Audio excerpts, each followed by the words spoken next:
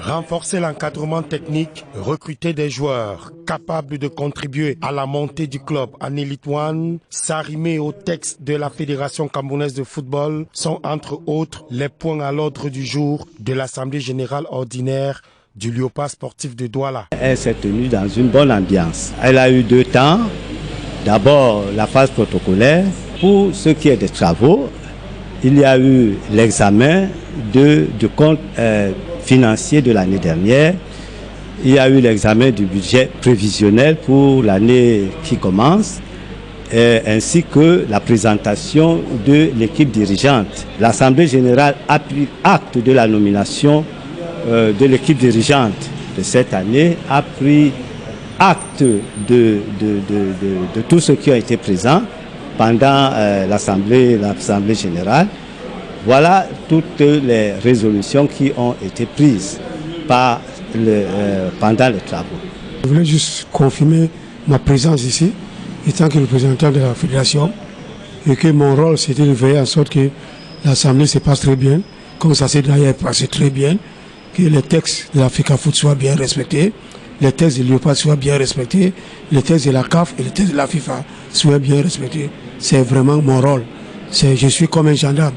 Bon, je pense que tout s'est bien passé. Il n'y a pas une chance.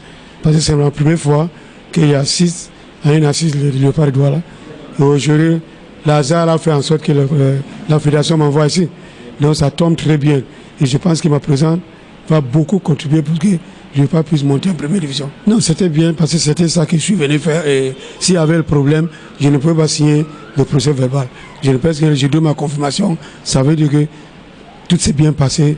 On a bien commencé, on a bien terminé. 57 millions de francs CFA comme budget prévisionnel pour débuter la saison sportive 2022-2023. Le siège situé à la chefferie supérieure du canton d'Aïdo doit être réhabilité et équipé. La mise en application du code disciplinaire, tant pour les joueurs, les encadreurs et les dirigeants, doit être effective. Bien, il y a eu des deux qui sont sortis de la maison pour une fois. Et nous avons bien discuté. J'espère que les gens vont suivre par rapport à l'évolution du club pour éventuellement nous faire monter cette année en Ligue. Surtout les conseils du représentant de la FECAFOOT qui nous a donné de très bons conseils. Et j'espère que nous allons les suivre à la lettre. Si nous les suivons, j'espère qu'il y aura la paix dans ce club. Et éventuellement, parce que c'est le mot d'ordre, éventuellement nous irons en première division, si prêt à Dieu. C'est pour le village que nous le faisons. Je ne revendique rien du tout. C'est pour l'amour du village. C'est vrai qu'on a réussi à bâtir en 2 semaines une bonne équipe avec un entraîneur de qualité qui est M. Samin Soumi. Et en espérant que ces jeunes nous donneront beaucoup de bonnes performances pour éventuellement frapper à la porte de l'équipe première dans les années à venir.